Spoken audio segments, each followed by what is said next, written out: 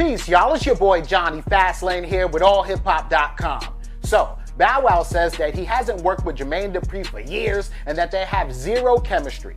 Let's talk hip-hop. Alright, Joe, so this situation is crazy, right? Because Bow Wow went on Twitter yesterday and he said that him and Jermaine Dupri have no chemistry and they haven't worked together for years, right?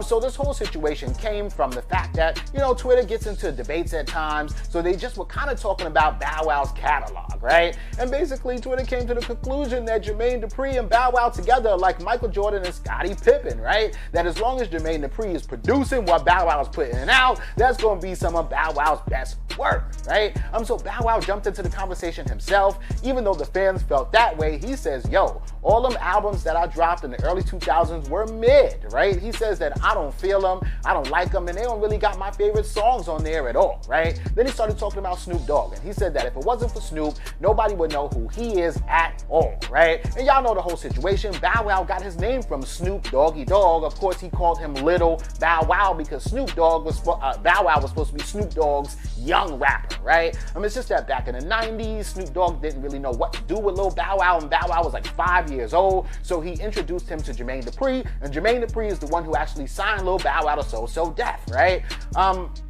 Crazy as hell, because now Bow Wow seems like he don't mess with Jermaine Dupri at all. So he actually said, me and JD have no work chemistry. I ain't worked with that boy in years. He do him and I do me, right? Then he comes back on Instagram and says, JD is cool. We just don't work together at all. Me and JD ain't worked in like 10 years. I gotta work with the man to be cool. So basically he's saying like, yo, just because I don't work with him, don't mean that my next album ain't gonna be fire, right?